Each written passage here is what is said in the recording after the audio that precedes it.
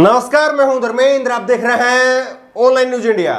ममता बनर्जी और नरेंद्र मोदी दोनों के बीच में एक कोल्ड वार चल रही है और ये कोल्ड वार तभी से है जब नरेंद्र मोदी ने उनको दीदी ओ दीदी कहकर के चिढ़ाना शुरू किया था।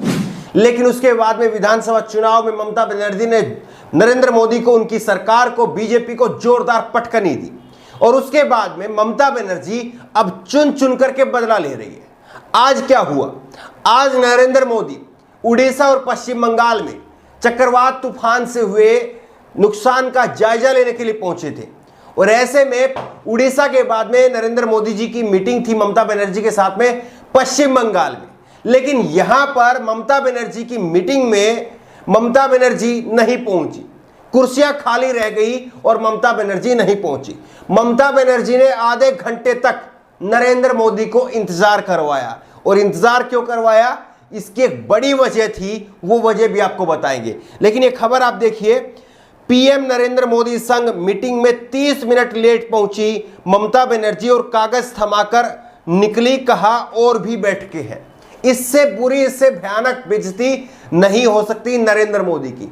ममता बनर्जी आती हैं, ये तस्वीर आप देख रहे हैं, इस तस्वीर में नरेंद्र मोदी के बाएं साइड में दोनों कुर्सियां खाली है, दोनों कुर्सियां नरेंद्र मोदी की खाली है और यहां पर ममता बनर्जी को बैठना था और पश्चिम बंगाल के मुख्य सचिव को बैठना था। उनके सामने जगदीप धनखड़ पश्चिम बंगाल के राज्यपाल हैं, वो बैठे हैं, सामने नरेंद्र मोदी बैठे हैं, लेकिन दोनों कुर्सियां खाली है। ममता बनर्जी आधे घंटे तक, 1-2 मिनट नहीं, 3 मिनट नहीं, 5-10 मिनट नहीं, बल्कि पूरे 30 मिनट तक नरेंद्र मोदी को इंतजार करवाती है। इंतजार करवाने के बाद में नरेंद्र मोदी जी की इस मीटिंग में ममता बनर्जी आती हैं, कागज थमाती हैं, कागज देती हैं और कागज देकर के कहती कि मेरी और भी मीटिंगें हैं, मुझे वहां पर भी जाना है, मैं चलती हूं।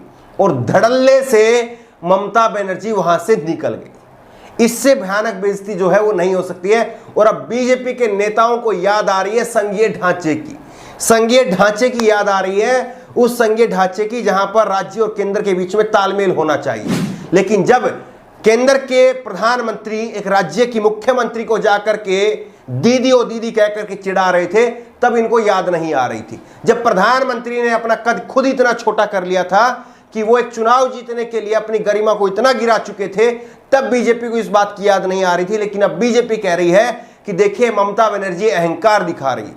नरेंद्र मोदी को आधे घंटे तक वेट करवाना, प्रधानमंत्री को आधे घंटे तक इंतजार करवाना, ये सही नहीं है। ये जो है पूरी बात इस मीटिंग में रही। न्यूज, ये TV9 भारतवर्ष की खबर भी आप देख लीजिए।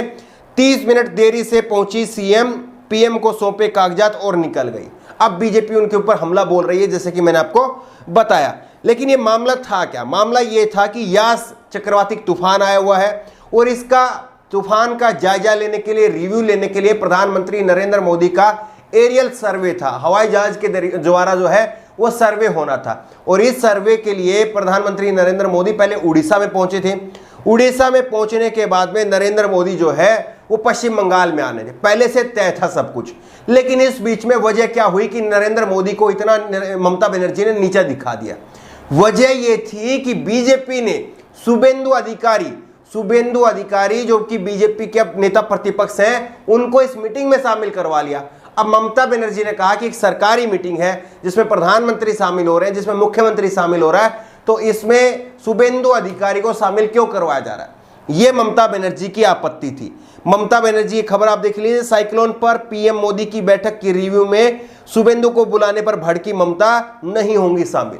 तो सुबह ही उन्होंने साफ कर दिया था कि शुभेंदु अधिकारी को आप क्यों बुला रहे हैं। दरअसल बीजेपी पश्चिम बंगाल में जीत नहीं पाई और बीजेपी जब पश्चिम बंगाल में जीत नहीं पाई तो बीजेपी किसी भी तरह से हाथ पैर मार रही है कि वहां की राजनीति में अपने आप को सक्रिय रखे, वहां की राजनीति में बीजेपी का चेहरा दिखता रहे।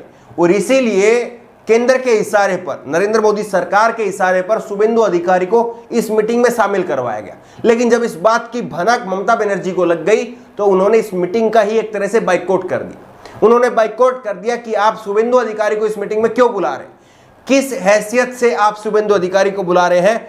वो ममता बनर्जी ने वहां पर मोदी सरकार के लिए कड़े सवाल जो है वो खड़े कर दिए। बड़ी बात यह है कि जो मोदी सरकार दुहाई दे रही है कि विपक्ष के नेता हैं, विपक्ष को भी मीटिंग में शामिल होना चाहिए। तो इनसे यह पूछे कि इन्होंने कितनी सर्वदलीय मीटिंग करी है, कोरोना के ऊपर कितनी सर्वदलीय मीटिंग करी है, और मोदी सरकार विपक्ष के नेताओं को कितनी इज्जत देती है।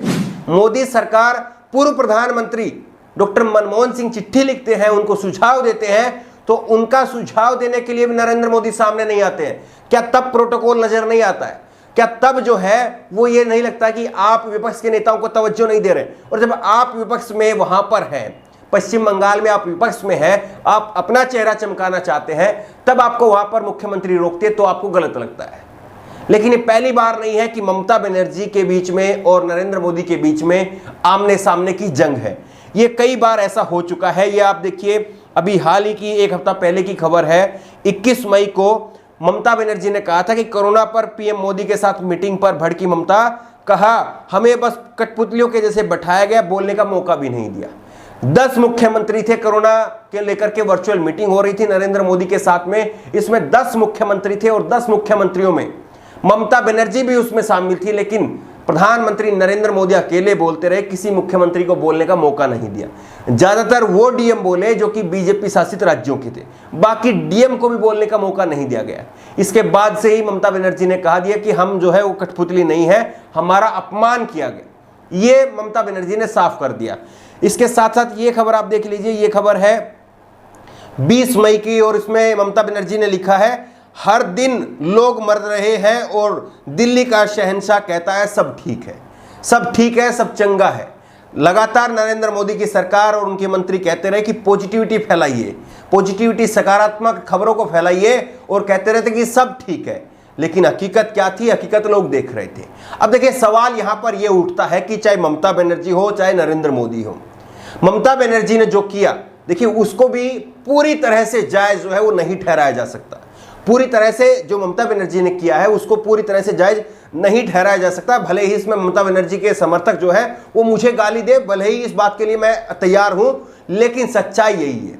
सच्चाई यही है कि प्रधानमंत्री को आधे घंटे तक इंतजार करवाना, ये मुख्यमंत्री के लिए संघीय ढांचे की जब हम बात करते हैं तो ये सही नहीं है। लेकिन साथ ही साथ नरेंद्र मोदी की सरकार से सवाल पूछे जाएंगे कि आप केंद्र सरकार में जब बैठे हैं तो विपक्ष को, विपक्षी पार्टियों को आप कितने तवज्जो देते हैं, और यहां पर आप जबरदस्ती एक सरकारी कार्यक्रम में अपने नेता प्रतिपक्ष की क्यों एंट्री करवाना चाहते हैं?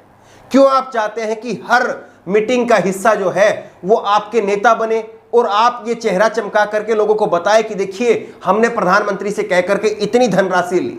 अब बड़ी बात यह है कि यहां पर ममता बनर्जी ने 10,000 करोड़ रुपए का ममता बनर्जी ने यहां पर पैकेज मांगा है, तो क्या नरेंद्र मोदी की सरकार वो पैकेज देगी, या जिस तरह से ममता बनर्जी ने इनके साथ में किया है इसकी खींच जो है वो निकाली जाएगी? बड़ा सवाल ये है इस खबर को लेकर के, और जिस तरह से ममता बनर्जी ने नरेंद्र मोदी को इंतजार करवाया, इसको लेकर के आपकी राय क्या है? नीचे कमेंट बॉक्स में अपनी राय जरूर दें। इसी तरह की तमाम खबरों के लिए ऑनलाइन न्यूज इंडिया को सब्सक्राइब करें, साथ में जो बेल आइकन है घंटी उसको जरूर दबाएं, ताकि जैसे कोई वीडियो अपलोड करें उसकी नोटिफिकेशन आपको तुरंत मिल सके।